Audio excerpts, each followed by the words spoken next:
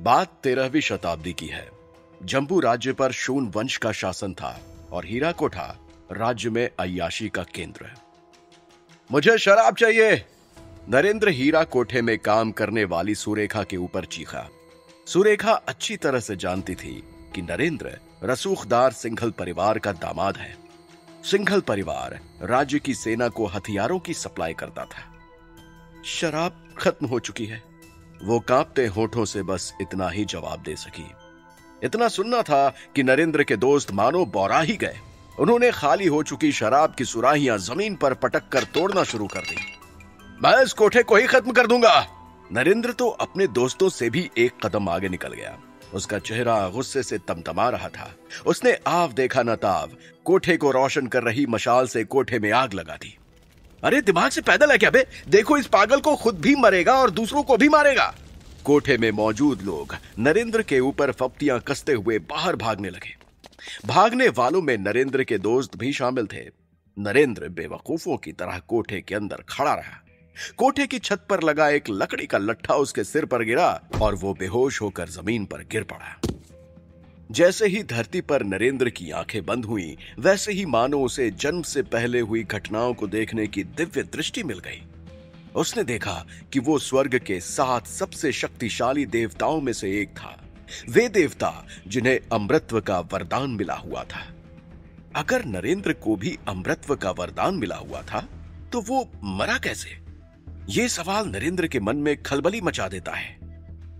अरे मरता नहीं है, सोता तो है ना। जब वो सो रहा होगा तो चुरा लेंगे उसका अमृत कलश। नरेंद्र ने अपनी यादों को कुरेदा तो किसी की खुसफुसाहट सुनी, लेकिन यादें इतनी धुंधली थीं कि वो सही से किसी का चेहरा नहीं देख पाया। आखिर कौन था जिसने नरेंद्र का अमृत कलश चुराया था? नरेंद्र समझ चुका है कि वो एक अय्याश आदमी नहीं है जैसा उसे जम्बू राज्य के लोग समझते हैं, बल्कि वो एक स्वर्ग का देवता है। उसे धीरे धीरे होश आने लगा। अबे नल्ले बेरोजगारों को आग भी नहीं पकड़ती क्या? देखो साले के शरीर को आंच तक नहीं आई है। नरेंद्र के जमीन पर पड़े बेहोश शरीर के पास खड़े एक आदमी ने कहा। हीरा कोठे के अंदर आग बुझाई जा चुकी थी। कई लोग नरेंद्र के शरीर के पास खड़े थे और फप्तियां कस रहे थे। धुएं की घुटन से मर गया होगा, एक बोला। मर ही जाए तो अच्छा है, धरती पे बोझ है साला। दूसरे ने बात पूरी की तो खूब ठहाके लगे। नरेंद्र लोगों को अपने जिंदा होने का सबूत देना चाहता था, लेकिन वो अपना शरीर हिला तक नहीं पा रहा था। उसे अपनी कमजोरी पर बड़ी शर्म महसूस हो रही थी। राहत की बात यह थी कि कोई उसके इस आंतरिक संघर्ष को देख नहीं सकता था। अचानक नाभि के पास हो रही हलचल ने नरेंद्र का ध्यान खींचा। उसे महसूस हुआ मानो अमृत उसकी नाभि से निकलकर उसके शरीर के विभिन्न हिस्सों में जा रहा है। यह वही अमृत है जो देव रूप में नरेंद्र के पास था। उसने दिमाग का पूरा जोर लगाकर एक बार फिर से अमृत की गुत्थी सुलझाने की कोशिश की, लेकिन जैसे ही उसने अमृत की ओर ध्यान दिया, उसका शरीर जोर से कांपने लगा और वो उठ के बैठ गया। आखिर कौन है जो अमृत के राज को सहेज के रखना चाहता है? मान गए भाई, नकारों को भी भगवान बड़ी लंबी उम्र देता है। नरेंद्र के उठकर बैठते ही लोग उसके ऊपर हंसने लगे। उन हंसते हुए चेहरों में एक चेहरा ऐसा भी था जो गुस्से से नरेंद्र की ओर देख रहा था, और वो चेहरा था उसके ससुर श्री पुरुषोत्तम सिंघल का। छे, मेरे मरने के बाद ये सब कांड नहीं कर सकता था तू? पुरुषोत्तम गुस्से में पागल हो रहे थे। मैं कुछ गलत नहीं कर सकता, मैं तो स्वर्ग का देवता हूं। नरेंद्र के मुंह से अचानक निकल गया।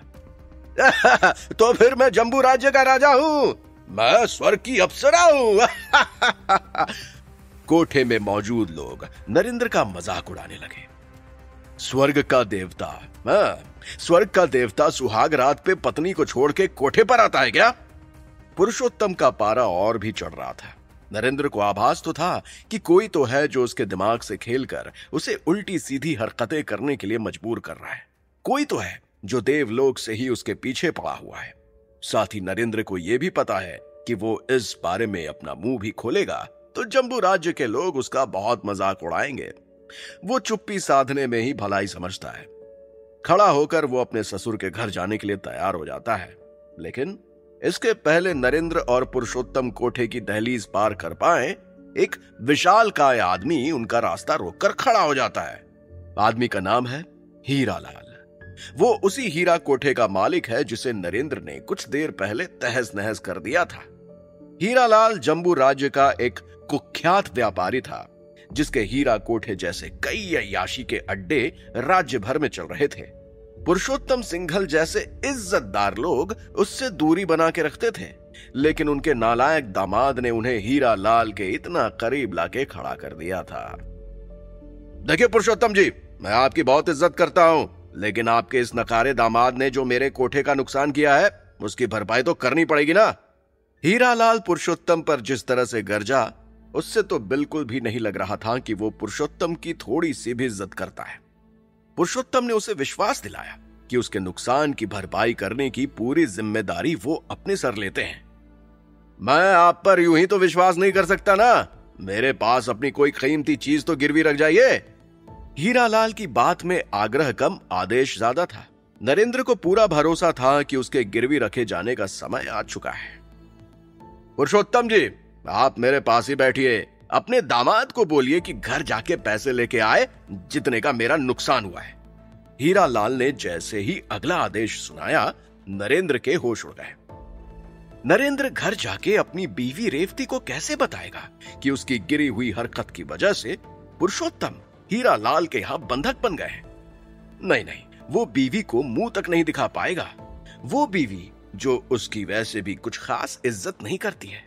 नरेंद्र हीरालाल से लगभग गिड़गिड़ाते हुए बोला कि वो उसके पास रहने के लिए तैयार है। अरे गधे, मैं कीमती चीज गिरवी रखने की बात कर रहा था। तुझे बाजार में बेचने जाऊंगा ना, तो मुझे ही पैसे देने पड़ जाएंगे। हीरालाल की इस बात पर सब जोर से हंस पड़े। नरेंद्र को समझ आ गया था कि विनती करने से कोई भी फायदा नहीं होगा। वो टूटी हुई उम्मीद के साथ घर की ओर चल पड़ा। कोठे से निकलते वक्त वो पुरुषोत्तम से आंखें भी नहीं मिला पा रहा था।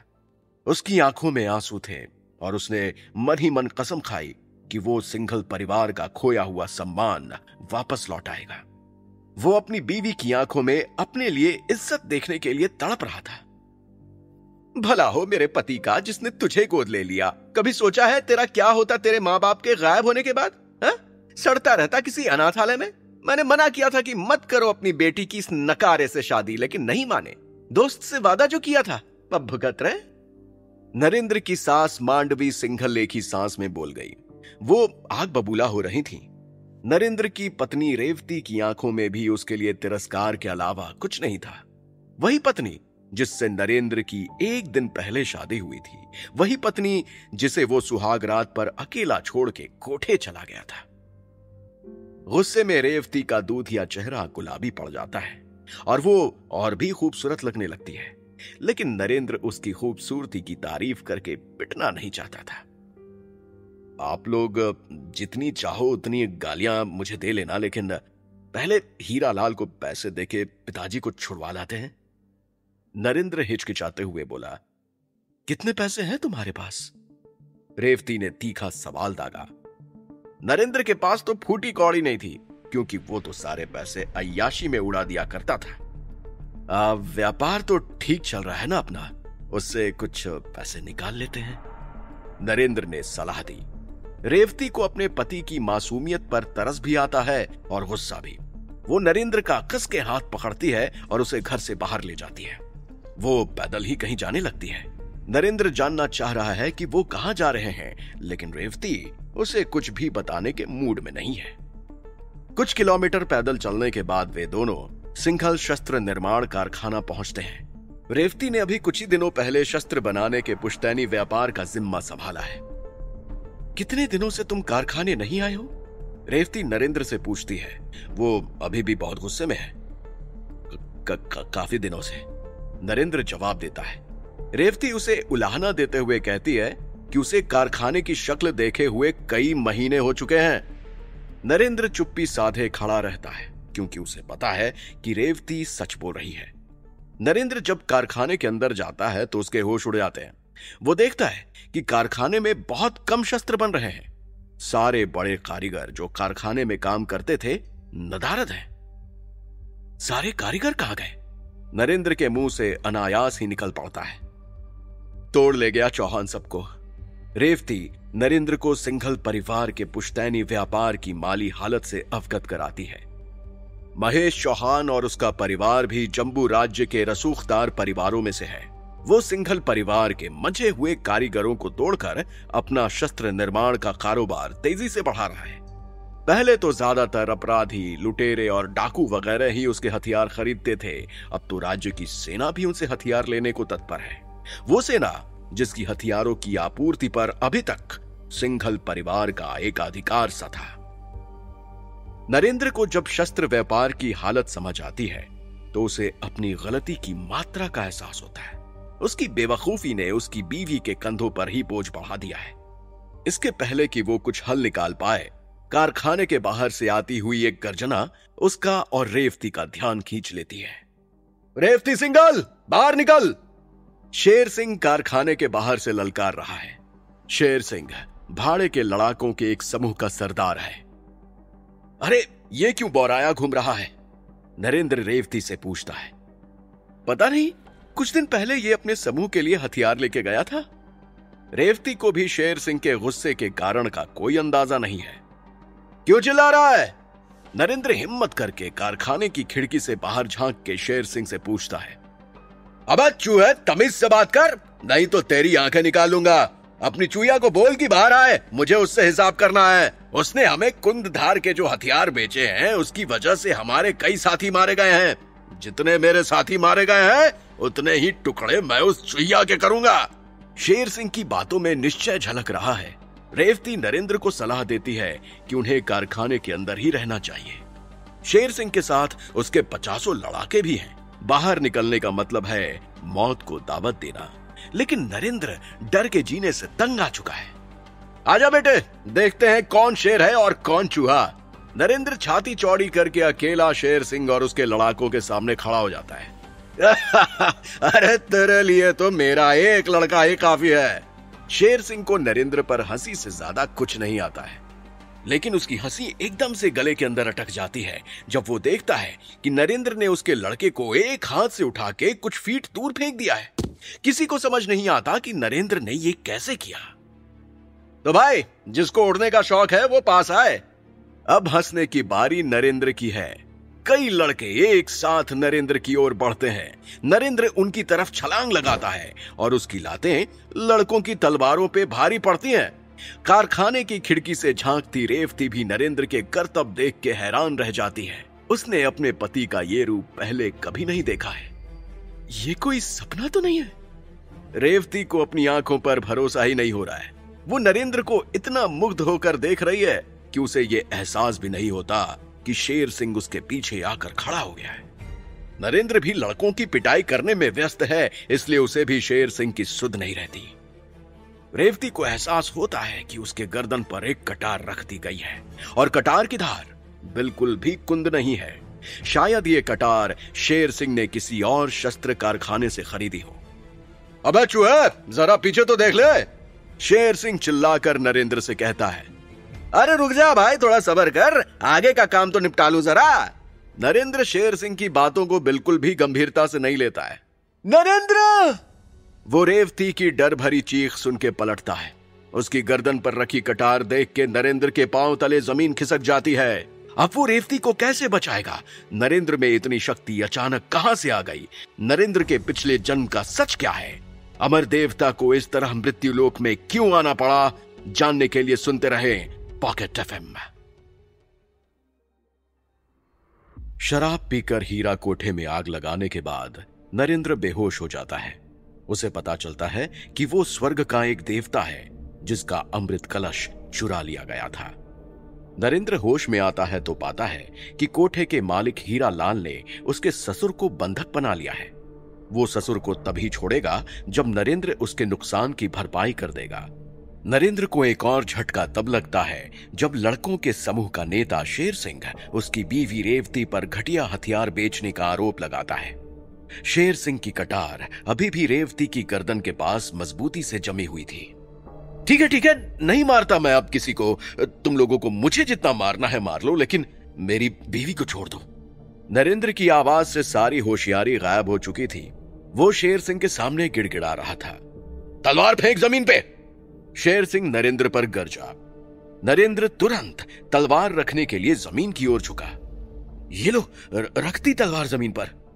नरेंद्र ने ऐसा कहा तो लेकिन किया नहीं। उसने जिंदगी का सबसे बड़ा जोखिम लेते हुए तलवार शेर सिंह की ओर फेंक दी।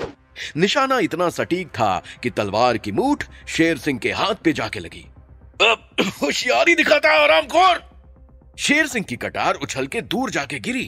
इस लड़की के लिए तो मेरे हाथ ही काफी है, गला दबा के ही इसकी जान निकाल लूंगा मैं। शेर सिंह रेवती की ओर लपका। अच्छा, और मैं गला दबा भी लूंगी ना? रेवती को शेर सिंह की बात पर हंसी आ रही थी।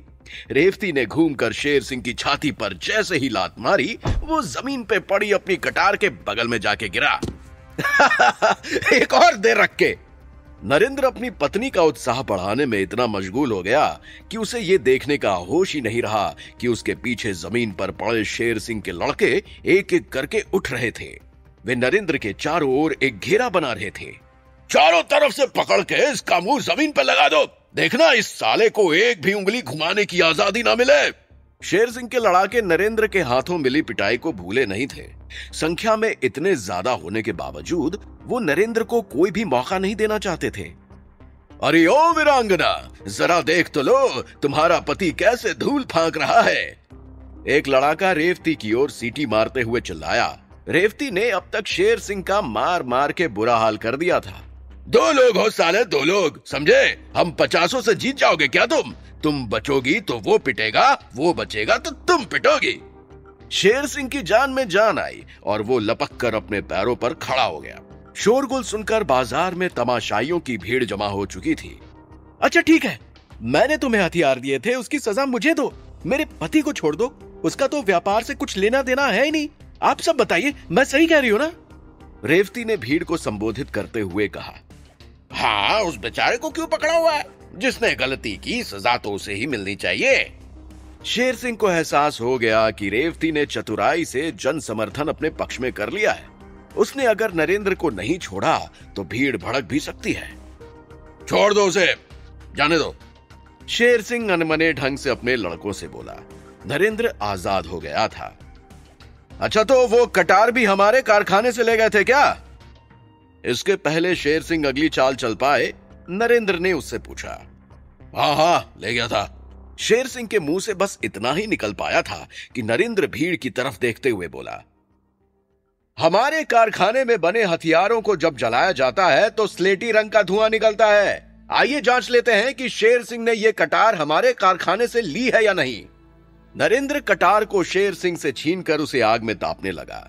लोग टकटकी लगाकर कटार की ओर देख रहे थे। सबकी आंखों में एक ही सवाल था, धुआं स्लेटी रंग का निकलेगा या नहीं।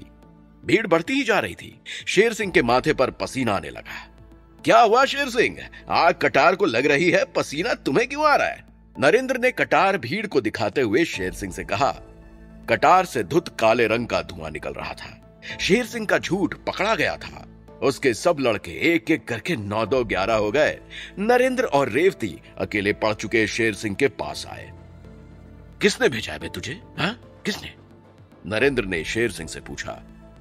चौहान ने, महेश चौहान ने, तुम लोगों को बदनाम करने के लिए। शेर सिंह की आवाज चूहों जैसी हो चुकी थी। अच्छा, तो चीख के बताना सबको।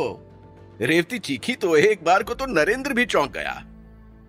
तुम्हें कैसे पता चला कि हथियारों को जलाने से स्लेटी धुआं निकलता है? कभी कारखाने तो आते नहीं हो? कारखाने से सीधा हीरा कोठे जाते वक्त रेवती ने नरेंद्र से पूछा। वो क्या है ना कि सारा ज्ञान हमसे ही निकलता है, हम देवता जो हैं। नरेंद्र ने रेवती से एक सच कहा जिसे रेवती ने मजाक में लिया। ज्यादा बातें मत बनाओ। रेवती का नरेंद्र पर गुस्सा अभी भी पूरी तरह से उतरा नहीं था। उसे हीरालाल को पैसे दे के अपने बाप को आजाद जो कराना था। अरे बाप रे बाप, इतना नुकसान हुआ है कोठे का? रेवती हीरालाल के कोठे में जले सामान की लिस्ट देख के चौंक गई। अच्छा, इतना नुकसान? मेरा शहर का सबसे बड़ा कोठा खाक कर दिया तुम्हारे नकारे पति ने। हीरालाल अभी भी नरेंद्र पे भड़का हुआ था। इस नुकसान की भरपाई में तो अपने सारे पैसे खत्म हो जाएंगे। रेवती ने नरेंद्र को देखकर चिंता से कहा। देखो, अभी पिताजी को छुड़ा के ले चलते हैं, बाद में देखते हैं पैसे का। रेवती को नरेंद्र का उत्तर देख के लगा कि नरेंद्र के पास कोई खास योजना है नहीं। फिर भी पैसे देके पुरुषोत्तम को छुड़वाया गया। उन्हें लेकर रेवती और नरेंद्र घर पहुंचे। अब बोल, क्या योजना है तेरे पास? बंद कर दे धंधा। पुरुषोत्तम अभी भी गुस्से में लाल हो रहे थे। रेवती आशा से नरेंद्र की तरफ देख रही थी। उसे लगा कि वो पुरुषोत्तम की बात का कुछ तो जवाब देगा, लेकिन वो चुप था। मैंने बोला था, इस अनाज के दुश्मन को पालो ही मत। नरेंद्र की सास ने जब तंज कसा तो नरेंद्र बिफर पड़ा। है मेरे पास योजना। अब सेना के हथियारों का कॉन्ट्रैक्ट ही हमारे व्यापार को ठप होने से बचा सकता है। अगर हमें कॉन्ट्रैक्ट चाहिए तो हमें अपने शस्त्रों की गुणवत्ता बढ़ानी होगी, और अगर गुणवत्ता बढ़ानी है तो हमें चाहिए बेहतर कच्चा माल। नरेंद्र एक सांस में यह सब बोल के बाहर निकल गया। बेहतर कच्चे माल के लिए ज्यादा पैसे भी चाहिए, वो हमारे पास है नहीं। पुरुषोत्तम को पूरा भरोसा था, अगर वो नरेंद्र के कहे पे चलेंगे तो उनका पुश्तैनी व्यापार उम्मीद से पहले ही ठप पड़ जाएगा। थोड़ा भरोसा करके देखिए पिताजी। रेवती को नरेंद्र पर थोड़ा सा भरोसा था। नरेंद्र ने सबसे पहले भारी कर्जा लेते हुए शस्त्रों के लिए बेहतर कच्चा माल खरीदा। उसके सास ससुर ने जैसे ही ये सुना, वो लगभग मान गए कि वे जल्द ही सड़क पर आने वाले हैं। तुम कितने दिनों से काम कर रहे हो शस्त्र बनाने का? नरेंद्र ने कारखाने में बचे कुछ कारीगरों में से एक सत्तू से पूछा। मुझे तो 1 साल भी नहीं हुआ है, सत्तू ने सकुचाते हुए जवाब दिया। दुख की बात यह थी कि बचे हुए सभी कारीगरों में सत्तू सबसे वरिष्ठ था। बाकी सभी को चौहान तोड़ ले गया था। आज से तुम इस कारखाने के मुख्य कारीगर हो। हम नए माल से शस्त्र बनाना शुरू करेंगे। माल को हम ज्यादा देर तक आग में पकाएंगे ताकि शस्त्र मजबूत बने। हमें किसी भी हाल में सेना के हथियारों का कॉन्ट्रैक्ट चाहिए, नहीं तो मैं भी सड़क पर आ जाऊंगा और तुम सब भी। नरेंद्र ने बचे हुए कारीगरों में उत्साह भरने की कोशिश की, लेकिन कारीगरों के चेहरे पर उत्साह कम, डर ज्यादा दिख रहा था। इतनी जल्दी ये सब कैसे होगा? सेना के हथियारों के कॉन्ट्रैक्ट की नीलामी तो कुछ ही दिनों में होने वाली है। अभी अभी मुख्य कारीगर नियुक्त किए गए सत्तू के मुंह से अचानक ही निकल गया। सब होगा, सब होगा। दम दिखाओ तो सब होगा। काम पे लग जाओ तुरंत, समय कम जो है। नरेंद्र और उसके कारीगरों को यह पक्का करना था कि कहीं ऐसा ना हो कि हथियारों की गुणवत्ता की वजह से उन्हें कॉन्ट्रैक्ट की नीलामी की प्रक्रिया में भाग ही लेने का मौका ना मिले। फिलहाल ऐसा होने की संभावना 101% लग रही है। नरेंद्र को यह भी एहसास हो चुका था कि उसके पास युद्ध कौशल में पारंगत होने के लिए जरूरी गुण पहले से ही मौजूद हैं। उसे बस इन्हें निखारने की जरूरत है। वो सोच रहा था कि वो अपनी देवताओं वाली शक्ति को कैसे जगाए। वो ध्यान करने लगा और उसकी बंद आंखों के सामने उसे एक मंत्र नजर आने लगा।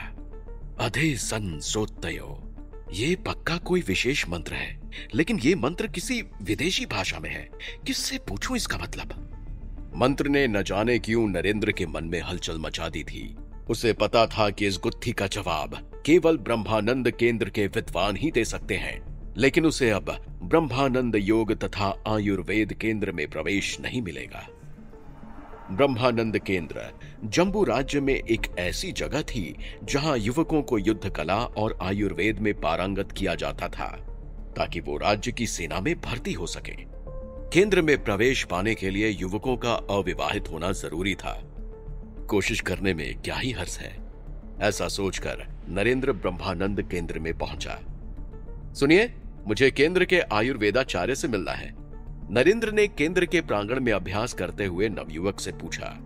तुम्हें नहीं पता क्या कि केंद्र में शादीशुदा लोगों का प्रवेश वर्जित है?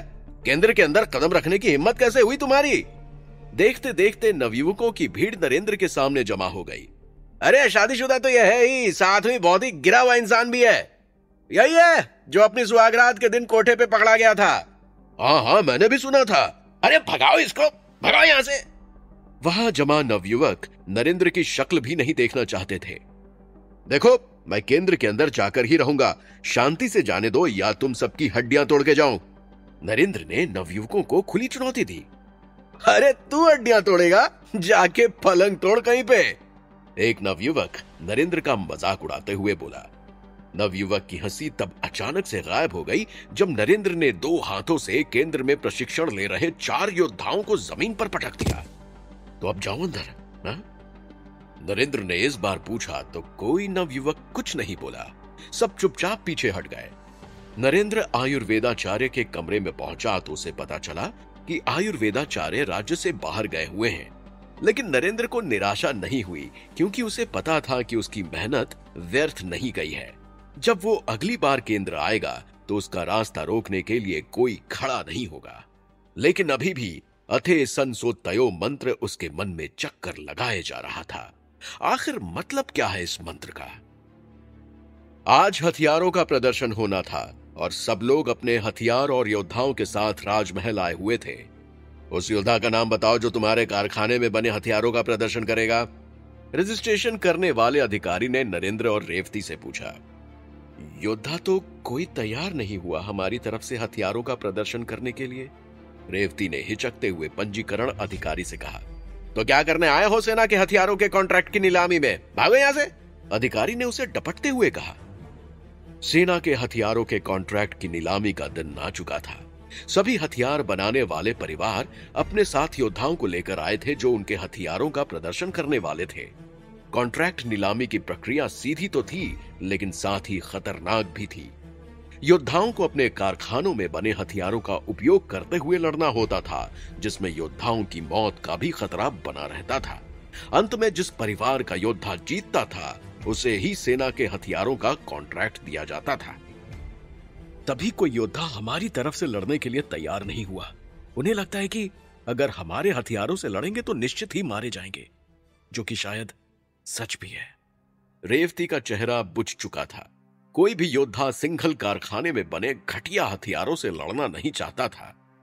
योद्धा का नाम लिखिए। नरेंद्र। नरेंद्र ने अधिकारी के पास जाकर रौब से बोला। अच्छा, तो तुम खुद लड़ोगे? वाह, सोच लो, अगर अखाड़े में मारे गए ना तो हमारी कोई जिम्मेदारी नहीं होगी। पंजीकरण अधिकारी नरेंद्र को चेतावनी देते हुए बोला। नियम पता है मुझे, नाम लिखिए आप। नरेंद्र की आवाज में लेश मात्र भी कंपन नहीं था।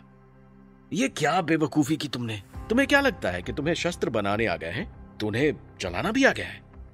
रेवती नरेंद्र के इस कदम पर बहुत खफा थी। उसे लग रहा था कि नरेंद्र सीधा मौत के मुंह में जा रहा है। चिंता मत करो, सब ठीक है।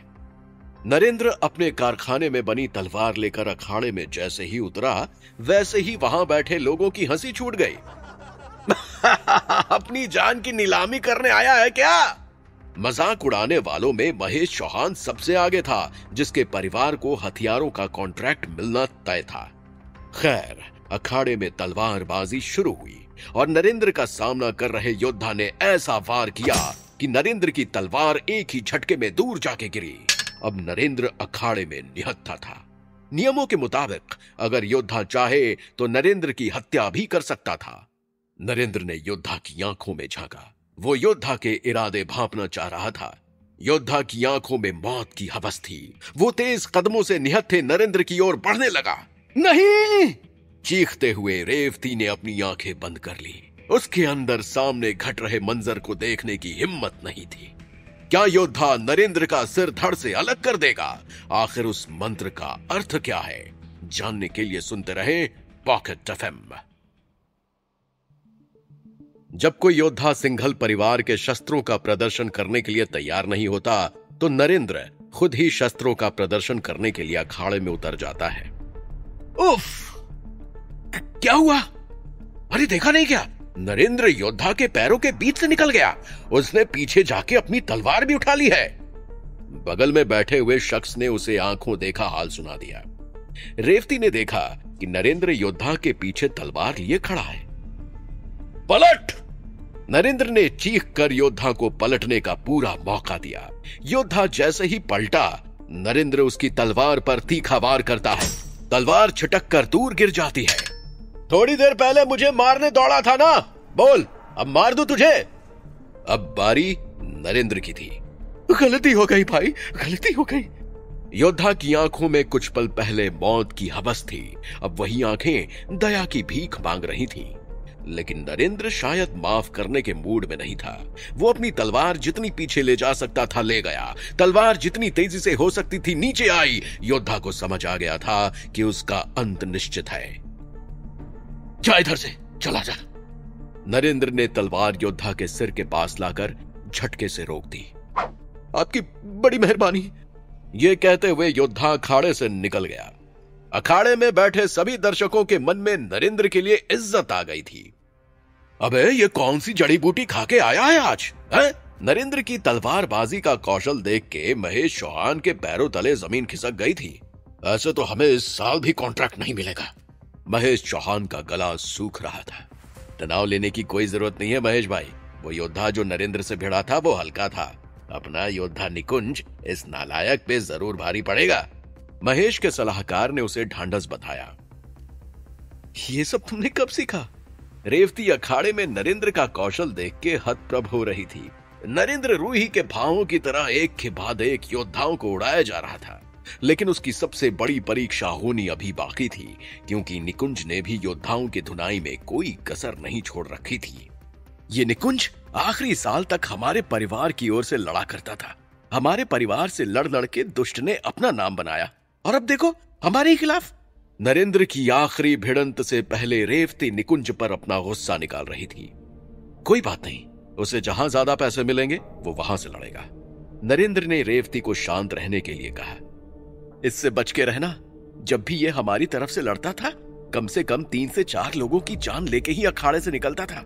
इसे हर साल मना करती थी कि हमें किसी को मारने की जरूरत नहीं है, बस हरा भर दो, लेकिन इसने कभी मेरी बात नहीं सुनी। रेवती का डर जायज था। निकुंज अखाड़ों की लड़ाइयों का निर्विवाद विजेता था। वो हर साल 2 से 3 योद्धाओं की जान तो लेता ही था। इस बार उसने सबको हरा तो दिया था, लेकिन जान किसी की भी नहीं ली थी। उसकी साख दांव पर थी। दूसरी तरफ नरेंद्र और उसके परिवार का भविष्य दांव पर था। अब निकुंज वे, तुझे क्या लगता है कि तुझे सिंघल परिवार के सब शस्त्रों के बारे में जानकारी है और तू मुझे हरा देगा? हमने सारे शस्त्र बदल दिए हैं इस बार। नरेंद्र अखाड़े के अंदर निकुंज को घुमाया जा रहा था। मुंह बंद करके लड़ाई कर चुपचाप। निकुंज नरेंद्र के दाव से हैरान था। उसे इल्म ही नहीं था कि उसका वजनी शरीर थकता जा रहा है। जैसे ही निकुंज पर्याप्त रूप से थक गया, नरेंद्र ने बस एक वार किया और निकुंज अपने हथियार के साथ जमीन पर पसर गया। हम जीत गए! निकुंज के गिरते ही नरेंद्र रेवती की ओर देख के मुस्कुराया। सिंघल परिवार का व्यापार बच गया था। सेना के हथियारों का कॉन्ट्रैक्ट नरेंद्र की मुट्ठी में था। मानना पड़ेगा यार, काफी दिमाग से लड़ाई है, काफी दिमाग से। लोग नरेंद्र की तारीफों के कसीदे पढ़ रहे थे। नरेंद्र सबका अभिवादन स्वीकार कर रहा था। उसने निकुंज का गुरूर चकनाचूर कर दिया था। पीछे देखो नरेंद्र! रेवती ने नरेंद्र को चेतावनी देनी चाहिए, लेकिन उससे पहले वो मुड़े, नरेंद्र के दिल के बगल से एक चाकू आर पार हो गई। निकुंज ने अपना बदला ले लिया था। सैनिकों ने निकुंज को तुरंत ही गिरफ्तार कर लिया, लेकिन तब तक काफी देर हो चुकी थी। नरेंद्र बेहोश होकर जमीन पर गिर चुका था। आयुर्वेदाचार्य कहां है? रेवती नरेंद्र को लेकर भागते हुए ब्रह्मानंद केंद्र पहुंची।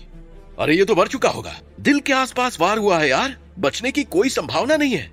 केंद्र पर जिसकी भी नजर नरेंद्र के शरीर पर पड़ी, वो जान चुका था कि रेवती के सारे प्रयास व्यर्थ जाने वाले हैं। देखिए, आयुर्वेदाचार्य अभी पड़ोसी राज्य की यात्रा से लौटे हैं।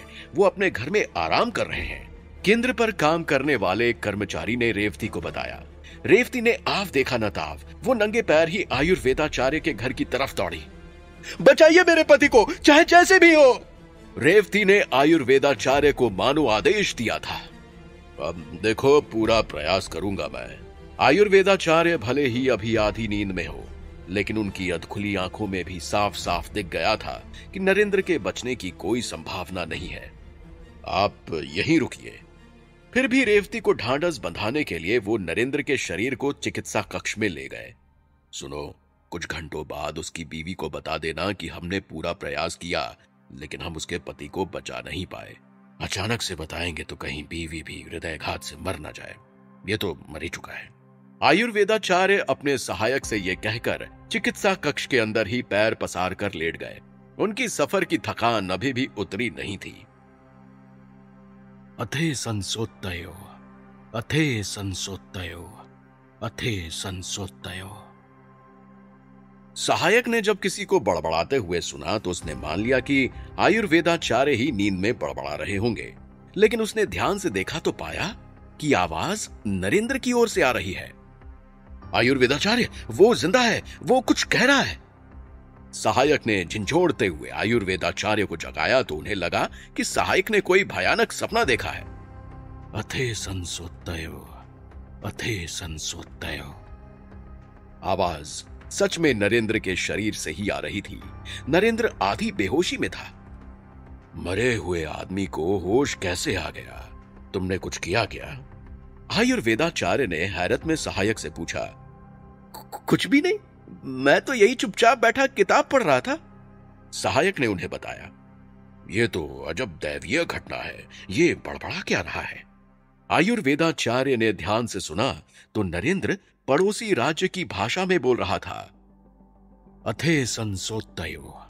आयुर्वेदाचार्य ने जैसे ही मंत्र का अर्थ निकाला, उनके होश ही उड़ गए।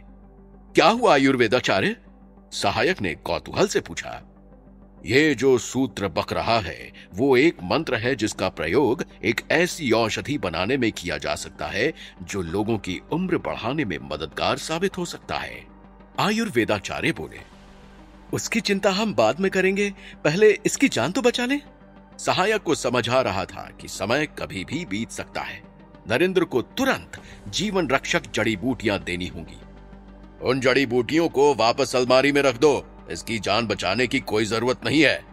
आयुर्वेदाचार्य ने सहायक को लगभग डपटते हुए कहा। ऐसा क्यों कह रहे हैं आचार्य? सहायक आयुर्वेदाचार्य की बातों से हैरान हो चुका था। अरे मूर्ख, सोच, अगर उम्र बढ़ाने वाली औषधि केवल अपने पास होगी तो हम कुछ ही समय में कितनी धन दौलत और शोहरत कमा लेंगे। हम राजा से भी ज्यादा शक्तिशाली हो जाएंगे। आयुर्वेदाचार्य की आंखें भविष्य के बारे में सोचकर चमक उठी थी। सहायक उनसे सहमत नहीं था, लेकिन उसकी रीढ़ की हड्डी में अभी इतना दम भी नहीं था कि वो अपने वरिष्ठ की बात का विरोध कर सके। ठीक है आचार्य जी, पड़ा रहने देते हैं, इसे मर ही जाएगा थोड़ी देर में। ऐसा बोलते हुए सहायक के होंठ पूरी तरह से कांप रहे थे। अधे संसोत्तयो, अधे संसोत्तयो। नरेंद्र बड़बड़ाते हुए एक बार फिर से स्वर्ग की सैर कर रहा था। वहां उसकी सेवा के लिए दास थे, उसके मनोरंजन के लिए अप्सराएं थी। जब सोएगा तब उसका अमृत कलश चुरा लेंगे। इस बार भी उसने खुसफुसाहट सुनी। वो इस बार खुसफुसाने वाले का चेहरा देखने में सफल हो गया। वो कोई राक्षस लग रहा था, लेकिन इसके पहले नरेंद्र जान पाए कि राक्षस कौन है। उसकी नाभि में जोर जोर से अमृत का प्रवाह होने लगा। अमृत बहकर उसके सारे अंगों को स्वस्थ कर रहा था। अधे संसोत्तयो! नरेंद्र चीखा और उठकर बैठ गया। हे भगवान, भूत भूत, भागो भागो! आयुर्वेदाचार्य चिकित्सा कक्ष से ऐसे निकल के भागा मानो उसने कोई आत्मा देख ली हो। सहायक ने देखा कि नरेंद्र काफी स्वस्थ महसूस कर रहा है। आचार्य जी, अंदर आइए। चाको रखे साइया, मार सके ना कोई। सहायक मन ही मन आयुर्वेदाचार्य के इरादों के असफल होने पर खुश था। काफी परिश्रम करना पड़ा मुझे, लेकिन आपका पति होश में आ गया है। पूरी तरह से स्वस्थ होने में अभी कुछ दिन लगेंगे, लेकिन मेरी जड़ी बूटियां निश्चित रूप से जल्द ही इसे पूरी तरह से ठीक कर देंगी। आयुर्वेदाचार्य ने रेवती के सामने बड़े आत्मविश्वास से झूठ बोला। सहायक का मन किया कि वो आयुर्वेदाचार्य के झूठ का पर्दाफाश कर दे, लेकिन उसने चुप्पी साधे रखी। भाग्यशाली है तू बेटी, मांडवी ने अपनी बेटी रेवती को ढांढस बंधाते हुए कहा। रेवती के माँ बाप उसके साथ थे। सबकी जान में जान आ गई थी। रेवती जाकर नरेंद्र से गले मिली और उसकी आंखों से आंसू बह निकले। अब ये कैसी औषधि दे रहे हैं आचार्य जी? ये तो धीमा जहर है। सहायक ने जब आयुर्वेदाचार्य जी को नरेंद्र के लिए औषधि बनाते हुए देखा तो उसकी आंखें फटी की फटी रह गईं। हाँ, तो जिसका मरना जरूरी है उसे जहर ही देंगे ना। आयुर्वेदाचार्य के मंसूबे अभी भी कमजोर नहीं पड़े थे। उसने नरेंद्र को मार ही डालने की कसम खा रखी थी। ये लीजिए औषधियां, दिन में 3 बार गर्म दूध के साथ दे दीजिएगा, कुछ ही दिनों में चंगा हो जाएगा ये। आयुर्वेदाचार्य ने रेवती को औषधि की पोटली ऐसे थमाई मानो उसमें अमृत भरा हो। अब कुछ दिनों तक कुछ भी करने की जरूरत नहीं है, मैं व्यापार देख लूंगी। और सुनो, मैं जब कारखाने जाऊं तो युद्ध कौशल का अभ्यास करने मत लग जाना। मैं नौकरों से कह के जाऊंगी कि तुम पे नजर रखें, बाकी तुम्हारी दवाओं का ख्याल मैं रख लूंगी। रेवती ने नरेंद्र के लिए निर्देशों की एक फेहरिस्त जारी कर दी। जैसा तुम कहोगी वैसा ही होगा महारानी जी। नरेंद्र ने हंसते हुए उससे कहा। रेवती को पूरा भरोसा था कि चंद दिनों में उसकी निगरानी में नरेंद्र की तबीयत में सुधार आने लगेगा, लेकिन ऐसा हुआ नहीं। रेवती को हालांकि इल्म तो नहीं था, लेकिन दवा के नाम पर वो नरेंद्र को जहर तो खिला ही रही थी।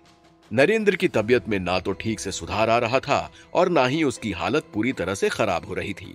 रेवती को इसके पीछे कोई भी कारण नहीं सूझ रहा था। आयुर्वेदाचार्य जी, कितना समय लगेगा नरेंद्र को पूरी तरह से स्वस्थ होने में? रेवती दोबारा से ब्रह्मानंद केंद्र गई तो आयुर्वेदाचार्य ने उसे धैर्य रखने की सलाह देते हुए उसे दवाओं की एक और पोटली थमा दी, और उन दवाओं में भी जहर की ठीक ठाक मात्रा मिली हुई थी। कोई नकाबपोश इंसान आपसे मिलना चाहता है, घर के नौकर ने रेवती को बताया। रेवती कौतूहलवश घर के बाहर गई तो उसने देखा कि चेहरा ढके हुए एक नौजवान वहां खड़ा हुआ है। मैं आपको अपनी पहचान के बारे में कुछ नहीं बता सकता, आपको बस मैं इतना बताने आया हूं कि आयुर्वेदाचार्य ने आपके पति की दवाओं में जहर मिलाया हुआ है, तभी वो ठीक नहीं हो रहा। नकाबपोश इतना कहकर वहां से भाग गया। सुनो, अरे अरे सुनो तो। रेवती के लाख बुलाने पर भी वो नहीं रुका। कुछ दूर चलकर आयुर्वेदाचार्य के सहायक ने नकाब उतार दिया। उसके दिल का बोझ हल्का हो चुका था। ये दवाएं किसी जानवर को खिलाकर देखो। रेवती ने नकाबपोश की बातों की सत्यता का परीक्षण करना ठीक समझा। जिस बिल्ली को उसने दवा खिलाई थी ना, वो बीमार पड़ गई है। नौकरानी ने जैसे ही रेवती को यह बात बताई, रेवती का पारा 7वें आसमान पर चढ़ गया। अभी अभी कारखाने से बनकर एक ताजी खंजर घर में आई थी, मैं जान ले लूंगी उसकी। रेवती आयुर्वेदाचार्य के खून की प्यासी लग रही थी। रुको बेटा, रुक जाओ, हम राजा के पास शिकायत करेंगे उसकी। बेटा, उससे मैं उसको मार भी दोगी तो क्या मिलेगा तुम्हें? पूरी जिंदगी कारागार में सड़ना पड़ेगा बेटा। ना ही नरेंद्र, ना ही पुरुषोत्तम और ना ही मांडवी की बातें रेवती को रोकने में सफल रही। संयोग की बात है, जब रेवती आयुर्वेदाचार्य के कक्ष में पहुंची तो वो सो रहा था। रेवती के हाथों में खंजर था और उसका शिकार बेखबर सो रहा था। इसे सोते में ही मार दूं या फिर जगा के मारूं? रेवती के मन में बस इतना ही प्रश्न शेष था। मारना है या नहीं, इस पर उसे लेश मात्र भी संदेह नहीं था। क्या रेवती आयुर्वेदाचार्य की जान ले लेगी? क्या नरेंद्र को अपने ही मंत्र का अर्थ पता चलेगा? स्वर्गलोक में अमृत कलश किसने चुराया था? जानने के लिए सुनते रहें पॉकेट एफएम।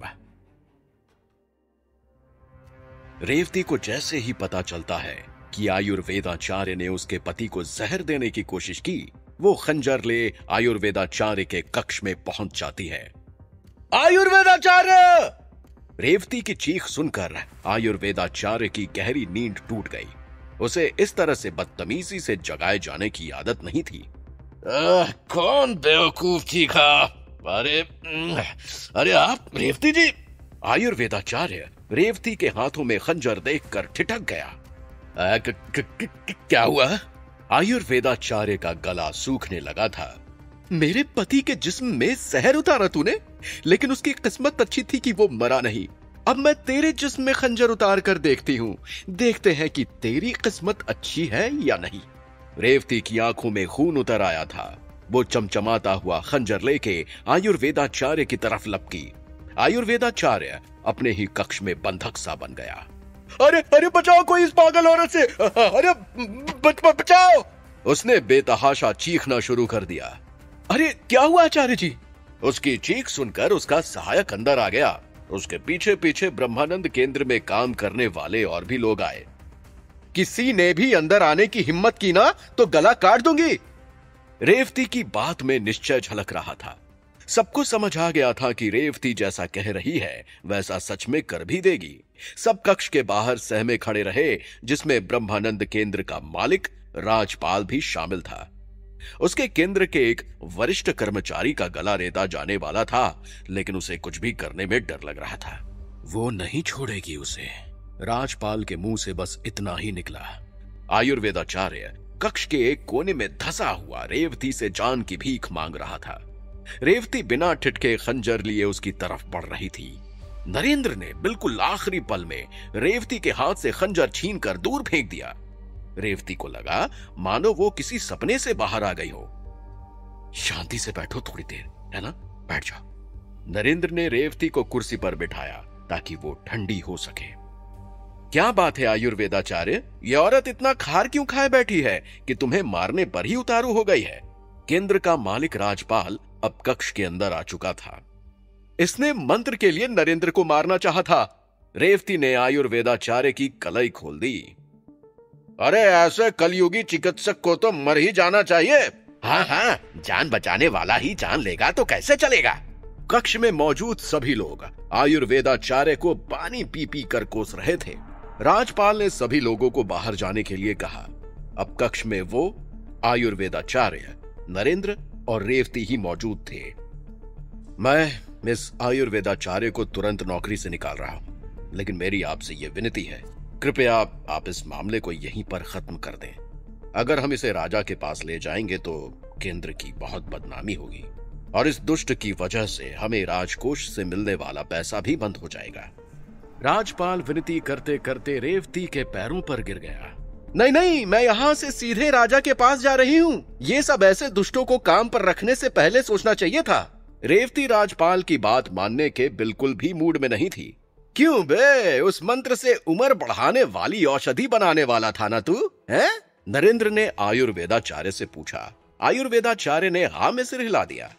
सुनिए राजपाल जी, केंद्र में औषधि का उत्पादन शुरू कराइए। इसको बेचने से जितना भी लाभ केंद्र को होगा उसमें 50% भागीदारी मेरी होगी और इस दुष्ट को नौकरी से निकालने की कोई जरूरत नहीं है। मुझे विश्वास है कि इसे इसका सबक मिल चुका है। नरेंद्र की बातों ने कक्ष में मौजूद सभी लोगों को चकित कर दिया। ठीक है, जैसा आप कहें नरेंद्र जी। राजपाल तुरंत ही नरेंद्र की शर्त मानने के लिए तैयार हो गया। दिमाग ठिकाने है नरेंद्र, इस पापी को सजा भी ना दिलाएं। रेवती को नरेंद्र की बात बड़ी अटपटी लग रही थी। इसकी सबसे बड़ी सजा यह है कि इसे ऐसी जगह पर रोज काम करने आना होगा जहां सब जानते हैं कि ये कितना बड़ा पापी है। नरेंद्र ये कहकर रेवती को लेके कक्ष से निकल गया। अरे ये भी तो सोचो, इसमें कितना पैसा कमाने की संभावना छुपी हुई है और अपने परिवार के लिए पैसा कमाना अभी सबसे जरूरी चीज है। घर लौटते वक्त नरेंद्र ने रेवती को अपनी बात समझाने की कोशिश की। अजीब तरह से चलता है इसका दिमाग, अपने हथियारे से डील करके आ गया। पुरुषोत्तम अपने दामाद और बेटी को सुरक्षित देख के खुश थे। वो नरेंद्र की चतुराई पर मंत्रमुग्ध थे। पहले तो उसकी वजह से परिवार को सेना के हथियारों का कॉन्ट्रैक्ट मिला, अब वो ब्रह्मानंद केंद्र के साथ भी डील कर आया था। पुरुषोत्तम को पूरा भरोसा था कि धीरे धीरे करके उनके परिवार की माली हालत ठीक हो जाएगी। ये आमंत्रण पत्र है, कुशवाहा परिवार की ओर से आया है। हर वर्ष की तरह इस बार भी वो जंगली जानवरों के खेल का आयोजन कर रहे हैं। मैं चाहता हूँ कि इस बार अपने सिंघल परिवार की तरफ से तुम लोग इस आयोजन में शिरकत करो। पुरुषोत्तम ने रेवती और नरेंद्र को आमंत्रण पत्र थमाते हुए कहा। लेकिन पिताजी, जाना तो आपको और माँ को चाहिए। रेवती इतने बड़े आयोजन में परिवार का चेहरा बन के जाने से थोड़ा हिचक रही थी। मांडवी ने उससे कहा कि उसे घबराने की कोई जरूरत नहीं है। कुशवाहा परिवार का जंगली जानवरों का वार्षिक आयोजन जम्बू राज्य के सबसे बड़े कार्यक्रमों में से एक था। इसमें राज्य के राजा तक शिरकत किया करते थे। साथ ही राज्य के सभी रसूखदार परिवार भी इसमें हिस्सा लेते थे, जिसमें सिंघल परिवार भी शामिल था। कितना बड़ा आयोजन है ये, जहां तक देखो लोग ही लोग बैठे हुए हैं। रेवती आयोजन की भव्यता से थोड़ा घबरा सी रही थी। अरे हमें करना ही क्या है, जंगली जानवरों की लड़ाई देखनी है बस। कभी जानवर आपस में लड़ेंगे, कभी इंसानों से लड़ेंगे। हम कुर्सी पर बैठ के थालियां बजाएंगे और खाना खा के घर वापस चले जाएंगे। नरेंद्र ने रेवती को शांति से मंच पर रखी कुर्सी पर बैठने के लिए कहा, जहां राजा के साथ और भी परिवारों के वरिष्ठ लोग बैठे हुए थे। नरेंद्र को इस बात का बिल्कुल भी इल्म नहीं था कि वो खाना खा के शांति से घर नहीं जा पाएगा। क्योंकि आयोजन में मेहमान के रूप में चौहान परिवार को भी बुलाया गया था और उनका प्रतिनिधित्व कर रहा था महेश चौहान। वो भूला नहीं था कि नरेंद्र की वजह से ही उसके परिवार को सेना के हथियारों का कॉन्ट्रैक्ट नहीं मिला था। ये जिंदा है अभी तक। महेश को पूरा विश्वास था कि निकुंज के वार के बाद नरेंद्र जिंदा तो नहीं बचा होगा। पता नहीं, अमृत पी के पैदा हुआ है शायद। महेश का सलाहकार भी आश्चर्यचकित था। कोई बात नहीं, आज साले का सारा अमृत निचोड़ दूंगा। आज यहां से जिंदा बच के नहीं जाएगा ये। बड़ा नुकसान किया है इसने हमारा। महेश नरेंद्र पर भरा बैठा हुआ था। आज उसके फटने के लिए बिल्कुल सही दिन था। जंगली सुअर पर मेरी 4 मुद्राएं लगा दो, मेरी जंगली कुत्ते पर 7। रिंग में जंगली जानवरों की फाइट शुरू हो चुकी थी। पहले राउंड में आम जनता अलग अलग पशुओं पर दांव लगा रही थी। अरे देखो, 2 जानवर रिंग में लड़ रहे हैं और एक दर्शकों में भी बैठा हुआ है। महेश नरेंद्र की तरफ इशारा करते हुए बोला, इसका मुंह तोड़ के आता हूं मैं। नरेंद्र का पारा तुरंत चढ़ने लगा। जाने दो उसे, कुत्ता है वो, थोड़ी देर में भौंक के शांत हो जाएगा। रेवती ने महेश को इग्नोर करने की सलाह देते हुए नरेंद्र को अपना ध्यान खेल पर लगाने को कहा। नरेंद्र भले ही शांति से बैठ गया, लेकिन महेश कहां ही रुकने वाला था। सुनो, मेरी 100 मुद्राएं उस गधे पर लगा दो। गधे रिंग में उतर सकते हैं ना? उतर सकते हैं कि नहीं? महेश नरेंद्र का मखौल उड़ाए ही जा रहा था। मंच पर बैठे हुए लोगों की रुचि खेल से ज्यादा महेश में आ गई थी। महेश नरेंद्र पर फप्तियां कसे ही जा रहा था और लोग ठहाके लगाए जा रहे थे। नरेंद्र बड़ी ही मुश्किल से खुद को रोक रहा था। देखो, हम पहली बार परिवार की तरफ से इतने बड़े आयोजन में आए हैं। मैं नहीं चाहती कि कोई हंगामा हो, इसलिए शांत बैठे रहो। रेवती अभी भी बात को बढ़ाना नहीं चाहती थी। अरे यार, लेकिन कब तक शांत बैठा रहूंगा? वो कुछ भी बोले जा रहा है। नरेंद्र का गुस्सा भड़क रहा था।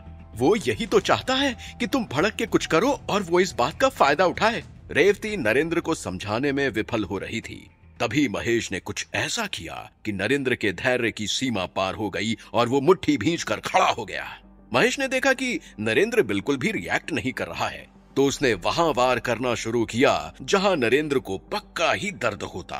अरे रेवती जी सुनिए, आगे आके बैठ जाइए, वहां से खेल अच्छा नहीं दिख रहा होगा। महेश ने रेवती को सीटी मारते हुए कहा। रेवती ने उसकी बात पर बिल्कुल भी ध्यान नहीं दिया। अरे आ जाइए ना रेवती जी आगे, देखिए कितनी जगह है मेरी गोद में, आके बैठ जाइए। महेश को भी लग गया था कि सीमा पार हो चुकी है, लेकिन उसको अंदेशा नहीं था कि नरेंद्र इतनी तीखी प्रतिक्रिया देगा। बहुत जगह है ना तेरी गोद में। नरेंद्र खुद तो खड़ा हुआ ही, साथ ही उसने अपनी कुर्सी भी हाथ में उठा ली। वो कुर्सी लेकर महेश की तरफ बढ़ा। लोगों को बिल्कुल भी समझ नहीं आ रहा था कि आखिर वो क्या करने वाला है, लेकिन थोड़ी देर में ये क्लियर हो गया। ला, मैं बैठता हूं तेरी गोद में। नरेंद्र ने महेश की जांघ पर कुर्सी रख दी और वो खुद जमकर कुर्सी पर बैठ गया। ये सब नरेंद्र ने इतनी तेजी से किया कि महेश को कुछ करने का मौका ही नहीं मिला। अरे हट हट, अरे पागल है क्या? महेश दर्द से चीख रहा था। ये इतना भारी कैसे हो गया? महेश ना तो अपने ऊपर से कुर्सी हिला पा रहा था और ना ही उस पे जम के बैठे हुए नरेंद्र को हिला पा रहा था। महेश को दर्द से चीखते देख लोग उसकी मदद करने आए, लेकिन वे सब मिलकर भी नरेंद्र को हटा नहीं पाए। महाराज, आप ही कुछ बोलिए इसे, महाराज। महेश ने राजा से मिन्नतें की। नरेंद्र अपनी कुर्सी लेके महेश की गोद से तब तक नीचे नहीं उतरा जब तक उसे जम्बू राज्य के राजा ने ऐसा करने का आदेश नहीं दे दिया। आ गया मजा? और बिठाना है किसी को गोद में? नरेंद्र महेश का मजाक उड़ाते हुए रेवती के पास चला गया। लोग अभी भी हंस रहे थे, लेकिन इस बार महेश पे। उसके दिल में लगी आग और भी भड़क गई थी। अब ऊंचे परिवारों के लोग जंगली जानवरों की लड़ाई पर दांव लगाएंगे, अनाउंसर ने घोषणा की। दांव लगाने के लिए तो बहुत सारी स्वर्ण मुद्राओं की जरूरत होगी। रेवती को पता था कि उनके पास पर्याप्त मुद्राएं नहीं है। उसे ये भी नहीं पता था कि आयोजन में शिरकत करने के लिए खूब सारी स्वर्ण मुद्राओं की जरूरत होगी। जब अनाउंसर स्वर्ण मुद्राएं जमा करने नरेंद्र के पास आया, तो उसने अनाउंसर को आगे बढ़ जाने का इशारा किया। जब उस कंगले के पास स्वर्ण मुद्राएं नहीं है, तो वो ऊंचे परिवारों के साथ मंच पर कैसे बैठा हुआ है? महेश को अपनी बेइज्जती का बदला लेने का मौका मिल गया था। अरे उन दोनों को उठाकर आम लोगों के साथ बिठाओ तुरंत। महेश नरेंद्र और रेवती को छोड़ने के लिए तैयार ही नहीं था। देखिए, आप लोग उठ जाइए यहां से, अनाउंसर ने नरेंद्र और रेवती से कहा। नियमों का पालन किया जाना जरूरी था। पहली बार आए हैं इस आयोजन में परिवार की तरफ से और नाक कटा के जाएंगे। रेवती रुआसी हो गई थी। नरेंद्र से उसकी हालत देखी नहीं जा रही थी। मुझे कुछ मुद्राएं उधार दे दीजिए। नरेंद्र ने कुशवाहा परिवार के मुखिया सार्थक कुशवाहा से मिन्नत की, जो इस आयोजन के कर्ता धर्ता थे। उन्होंने भी नरेंद्र की बेइज्जती करने में कोई कसर नहीं छोड़ी। ये ले रख ले। सार्थक ने नरेंद्र को इतनी कम मुद्राएं दी थी कि वो किसी ताकतवर जानवर पर दांव भी नहीं खेल सकता था। महेश ने खूब सारी मुद्राएं उड़ाई और एक चीते पर दांव लगाया। नरेंद्र सारी मुद्राएं गंवाने के बाद भी एक जंगली कुत्ते पर ही दांव खेल सका। चीता और जंगली कुत्ता रिंग में उतरे।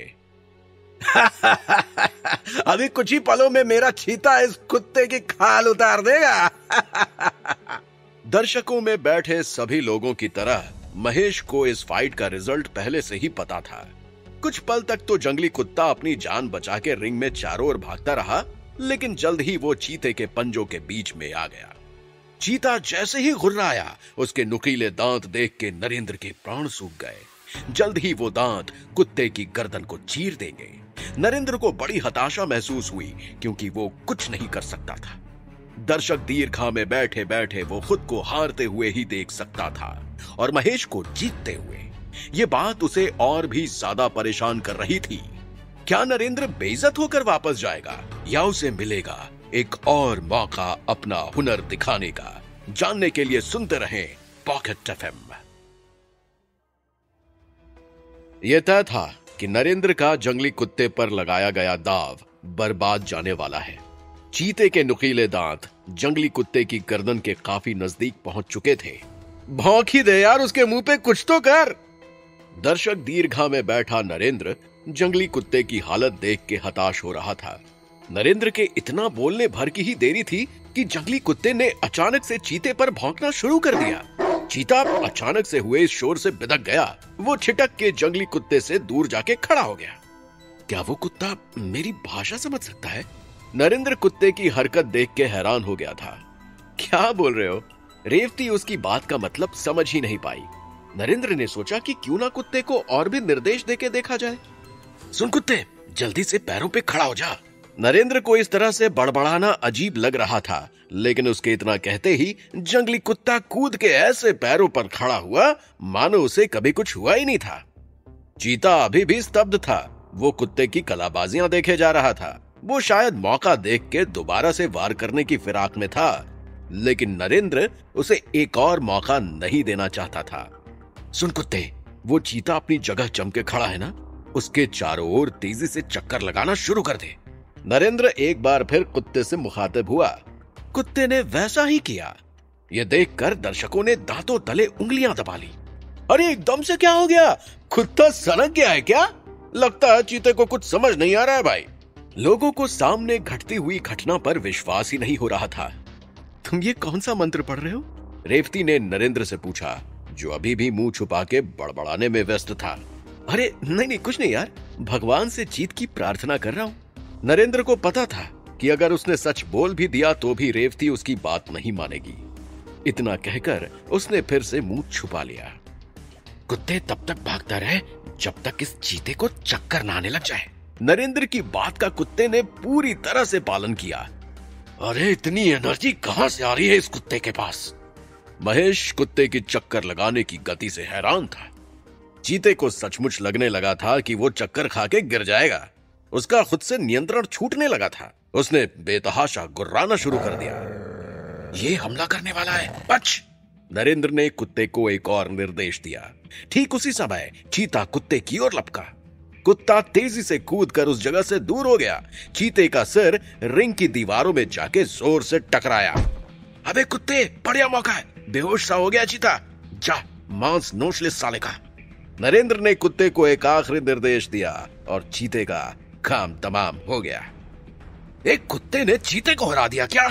महेश को लग रहा था कि वो कोई सपना देख रहा है। चीता जमीन पे मृत पड़ा था।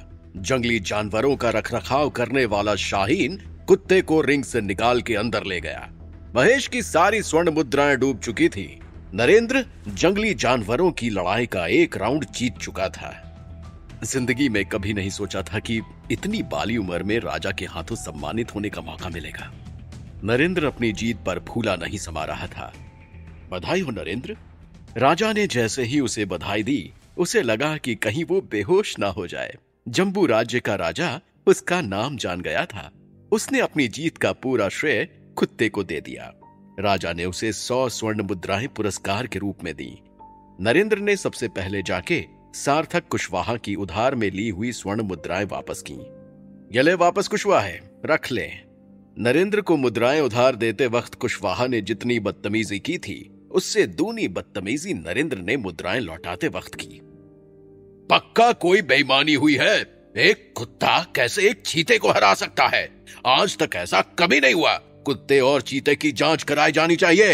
महेश इस अप्रत्याशित हार को पचा नहीं पा रहा था। वो चीख चीख कर जांच की मांग करने लगा। भीड़ में से किसी ने उसका साथ नहीं दिया। अरे बैठ जाइए, क्यों चीख कर अपनी बेइज्जती करा रहे हैं? उसका अपना सलाहकार भी उसके साथ नहीं था। भीड़ ने उसको चिढ़ाना शुरू कर दिया। बैठ जा चुपचाप, मूर्ख कहीं का। महेश को यह अंदेशा तो बिल्कुल भी नहीं था कि उसे सीधे राजा से डांट पड़ जाएगी। वो सकपकाकर अपनी जगह पर बैठ तो गया, लेकिन उसके अंदर बदले की भावना अभी भी उफान मार रही थी। इन सभी अपमानों का बदला उस हरामी नरेंद्र की मौत से ही पूरा हो सकता है। महेश का मन कर रहा था कि वो नरेंद्र को कच्चा ही चबा जाए। वो मंच से उतरा और पीछे जाकर शाहीन से मिला। शाहीन बाड़े में बंद जंगली जानवरों की देखभाल करने में व्यस्त था। अरे साहब आप! शाहीन बड़े घर के एक बेटे को बाड़ों के पास आता देख चौंक गया। कितनी स्वर्ण मुद्राएं कमा लेते हैं महीने में? महेश ने सीधा सवाल दागा। क्या मजाक कर रहे हैं साहब, हमें कहां स्वर्ण मुद्राएं? शाहीन बोला। महेश ने अपनी जेब से लगभग 50 स्वर्ण मुद्राएं निकाली। मुद्राओं की चमक शाहीन को अंधा कर रही थी। क्या करना है साहब? शाहीन को इतना तो पता ही था कि महेश उसे बिना बात के स्वर्ण मुद्राएं तो नहीं ही देगा। महेश ने 2 लिक्विड से भरी शीशियां निकाली। देखो, बाएं शीशी में एक ऐसा लिक्विड भरा हुआ है जो किसी भी जंगली जानवर को आलसी बना सकता है, और दाईं में जो लिक्विड है वो अगर किसी जानवर के शरीर में गया तो जानवर के सामने जो भी आएगा वो उसे चीर फाड़ के रख देगा। इतना कहते हुए महेश ने शाहीन को शीशियां पकड़ा दी। क्या करना है साहब इसका? शाहीन समझ चुका था कि महेश के इरादे ठीक नहीं है। करना क्या है? अरे भोले जानवरों के शरीर में उतार देना अगले राउंड से पहले। महेश ने कुटिल मुस्कान के साथ शाहीन को जवाब दिया। कौन सा लिक्विड किस जानवर के शरीर में डालना है? शाहीन के हाथ कांप रहे थे। अरे कांप क्यों रहे हो? देखना कहीं गिर के शीशियां फूट ना जाएं। महेश समझ गया था कि शाहीन उसके दबाव में आ चुका है। किस जानवर के शरीर में कौन सा डालना है यह मैं इशारे से बता दूंगा। महेश ने शाहीन को एक आखिरी निर्देश दिया। शाहीन के हाथ बहुत तेजी से कांप रहे थे। महेश मंच पर वापस आ गया। रिंग के अंदर जंगली जानवरों को गुलाम बनाए जाने का खेल शुरू हो चुका था। प्रशिक्षित युवक जानवरों को गुलाम बनाने की कोशिश कर रहे थे। उनमें से मुट्ठी भर सफल हो रहे थे, कुछ को भयंकर चोट लग रही थी, ज्यादातर तो रिंग के अंदर ही मारे जा रहे थे। कुत्ते के बल पर कुछ स्वर्ण मुद्राएं जीतने वाला नामर्द देखो कैसे खुश हो रहा है। महेश ने नरेंद्र पर फिर से फप्तियां कसना शुरू कर दिया। इस बार उसके शब्द बस किसी को भड़काने भर के लिए नहीं थे। उसने नरेंद्र की बलि देने के लिए पूरा जाल बिछाया हुआ था। अरे बैठ जा यार, बार बार हारने के लिए खड़ा हो जाता है। कितनी बार बेइज्जती कराएगा अपनी? हाँ? लोग महेश से तंग आ चुके थे, लेकिन महेश को किसी की बातों से कोई फर्क नहीं पड़ रहा था। तो बोल, है असली मर्द तो आजा मैदान में। हम में से जो भी जंगली जानवर को काबू कर लेने में सफल होगा वही जीतेगा। महेश नरेंद्र को ललकारते हुए बोला। उसकी बातों में आने की कोई जरूरत नहीं है, खुद तो मरेगा ही, तुम्हें भी मरवाएगा। रेवती को अच्छे से पता था कि जंगली जानवरों को काबू करना एक बहुत ही असंभव सा काम होता है। उसकी ट्रेनिंग ना तो नरेंद्र के पास है और ना ही महेश के। जो रिंग के अंदर जाएगा वही मरेगा। उसे मरने का शौक है तो मरने दो ना। नरेंद्र के मन में कुछ और ही चल रहा था। वो भी शायद महेश से इतना आजी जा चुका था कि अगर महेश मर भी जाए तो शायद नरेंद्र को कुछ भी फर्क ना पड़े। उसने एक बहुत ही खतरनाक चाल चली। ठीक है महेश, मैं मुकाबले के लिए तैयार हूं। बस मेरी एक शर्त है कि रिंग में पहले तुम जाओगे, उसके बाद मैं। नरेंद्र ने अपनी बात साफ की। हाँ, मैं ही चला जाऊंगा, डरपोक कहीं का। महेश इतने जोश में था कि उसने तुरंत नरेंद्र की बात मान ली।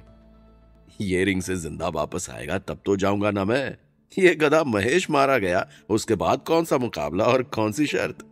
नरेंद्र को लग रहा था कि उसने महेश को मौत के कुएं में धक्का दे दिया था। हे भगवान, अब समझी। रेवती को समझ आ गया था कि नरेंद्र आखिरी मुकाबले के लिए तैयार क्यों हुआ था। महेश रिंग में पहुंच चुका था। जैसे ही रिंग का दरवाजा खुला और एक विशालकाय तेंदुआ बाहर आया, महेश को लगा कि एक जंगली जानवर के साथ एक बंद रिंग में उतरना शायद अच्छा आइडिया नहीं था। जैसे ही शाहीन ने तेंदुए की चेन उतारी, वो महेश की ओर टूट पड़ा। हे भगवान, ये तो मेरी जान ही लेकर छोड़ेगा। महेश रिंग में बस इधर से उधर भाग रहा था। दर्शक दीर्घा में बैठे सभी लोगों को पता था कि महेश के अंदर बड़े बाप का बेटा होने के अलावा कोई भी गुण नहीं है। ना ही वो विद्वान है, ना ही वो युद्ध कला में पारंगत है, और एक जंगली जानवर को काबू करने के लिए तो वो बिल्कुल भी ट्रेंड नहीं है। रिंग में हो रहे मखौल को देख के ये तो कहा ही जा सकता था। नहीं नहीं नहीं नहीं नहीं नहीं नहीं नहीं नहीं। महेश रिंग में इधर से उधर भाग रहा था, मानो वो तेंदुए से उसे ना खाने की मिन्नतें कर रहा हो। कभी वो इस दीवार से चिपक जाता, कभी उस कोने में दुबक के बैठ जाता। तेंदुआ अपने भारी शरीर की वजह से महेश को घायल करने में अभी तक सफल नहीं हुआ था, लेकिन महेश की ये स्ट्रैटेजी ज्यादा देर तक चलने वाली भी नहीं थी। नरेंद्र को ये बात सही से पता थी। ये बेवकूफ महेश तेंदुए से भाग के कब तक बचेगा। ऐसा ही हुआ भी। महेश बुरी तरह से थक के जमीन पर पसर गया। तेंदुआ उसके पास आ गया। इस साले शाहीन ने ड्रग नहीं डाला क्या इस तेंदुए की नसों में? महेश की मौत तेंदुए के रूप में उसके पास खड़ी थी। महेश ने आंखें बंद कर ली। तभी महेश को एहसास हुआ कि एक विशालकाय चीज उसके बगल में आके बैठ गई है। धीमे से आंख खोल के उसने देखा तो तेंदुआ उसके बगल में पसरा पड़ा था। धन्यवाद शाहीन, धन्यवाद, महेश के मुंह से निकल गया, क्योंकि तेंदुए की आंखें बहुत थकी हुई लग रही थी। शाहीन ने अपना काम कर दिया था। महेश उठा और लगभग सो चुके तेंदुए की पीठ पर चढ़ के बैठ गया, मानो वो कोई घोड़ा हो। महेश जंगली जानवर को काबू करने में सफल हो गया था। ये क्या हो गया? रेवती रिंग के अंदर घटी घटना को देख के सहम गई। मुझे कभी नहीं लगा था कि मुझे रिंग के अंदर जाना भी पड़ेगा। नरेंद्र की होशियारी उसी पर भारी पड़ गई थी। अब रिंग में उतरने की बारी उसकी थी। पता नहीं कौन सा जानवर मेरे पल्ले पड़ेगा। रिंग के अंदर खड़े नरेंद्र का दिमाग सुन पड़ने वाला था। जैसे ही दरवाजा खुला, सबके मुंह से एक आह निकल गई। भेड़िया! भेड़िए को तो आज तक किसी ने काबू में नहीं किया है। भेड़िए को काबू करना एक इंसान के लिए असंभव है। ये मेरे पति को मारने की साजिश है। रेवती बड़बड़ाने लगी, लेकिन उसकी पुकार को सुनने वाला कोई नहीं था। शाहीन ने भेड़िए के भी बंधन खोल दिए, लेकिन लोगों को आश्चर्य तब हुआ जब भेड़िया भागते हुए नरेंद्र की ओर नहीं गया। भेड़िया धीमे कदमों से नरेंद्र की ओर गया।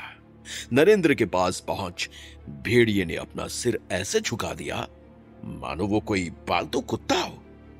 नरेंद्र देव, आशीर्वाद दें। भेड़िए की भाषा को केवल नरेंद्र ही समझ सकता था।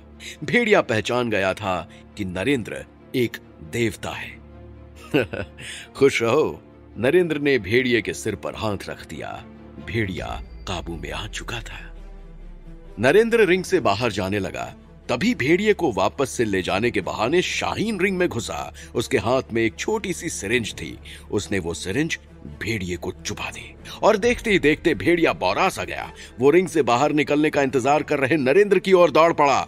वो बिल्कुल भूल चुका था कि नरेंद्र कोई देवता वगैरह भी है। वो उसके लिए बस एक शरीर था जिसे वो फाड़ डालना चाहता था। नरेंद्र को समझ ही नहीं आया कि अचानक क्या हुआ। कारण केवल महेश और शाहीन को पता था। रेवती सहम गई। डर की वजह से उसकी आंखों में आंसू छलक आए थे। क्या भेड़िया नरेंद्र को फाड़ डालेगा? भेड़िए के साथ रिंग में कैद इंसान की मदद करने का जोखिम कोई उठाएगा या नहीं? जानने के लिए सुनते रहे पॉकेट एफएम।